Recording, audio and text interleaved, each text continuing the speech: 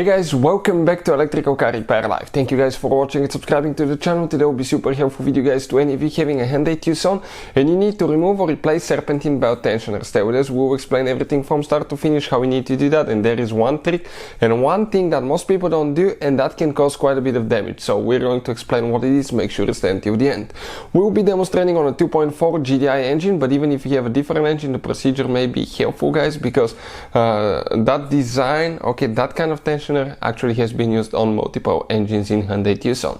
Before we start, let me tell you a little bit about us guys. Every single car we get at the garage, we try to take them completely apart and make at least 200 to 300 free repair videos. Why we do that? Simply because our mission in the shop is to save you as much money as we can. All we need guys in return, please subscribe to the channel, like the video, that way we can keep providing this free information to you.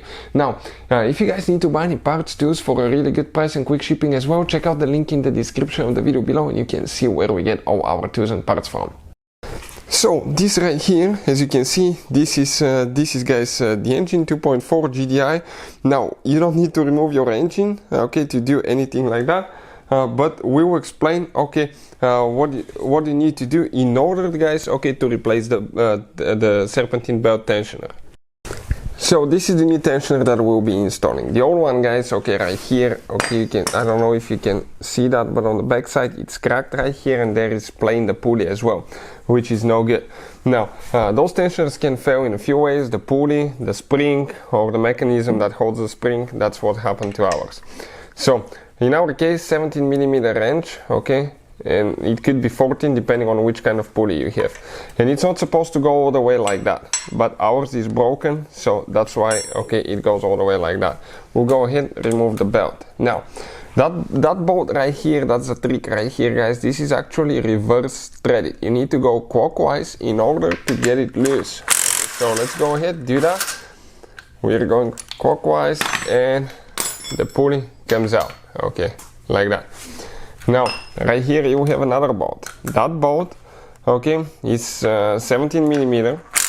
This is normal threaded bolt. You go counterclockwise to get it loose.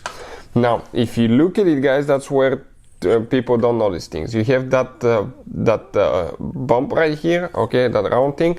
It needs to go in that hole. That notch needs to go in the hole, so the tensioner stays at a certain position. Otherwise it could be lopsided, it will be sideways, the belt can fall off easily, and as a result guys, it can cause damage to the belt, let's say alternator, AC compressor, or even the crankshaft pulley. Now you can see ours where it's cracked, right there, and that's the new one. So we'll go ahead and install the new one now. So you need to remove the pulley first, it needs to come out, because when they ship them, they'll come with the pulley installed. So we'll go ahead, get that one loose. It's reverse threaded, not to forget that. Perfect. So now you want to get that bolt out until you guys find that sweet position where it's supposed to be, because otherwise, let me get it right here. Like that.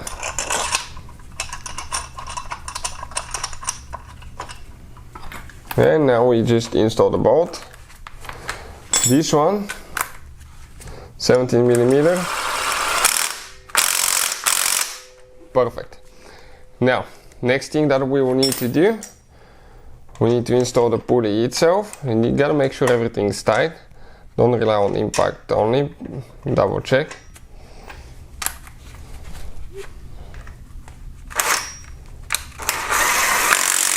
Perfect. Make sure everything spins good, make sure that they're in the same plane. If something's sideways, something's wrong. And now we can go ahead, install the belt. Let's leave that thing for last here so I can pull it and we install it on the on the tensioner. Perfect.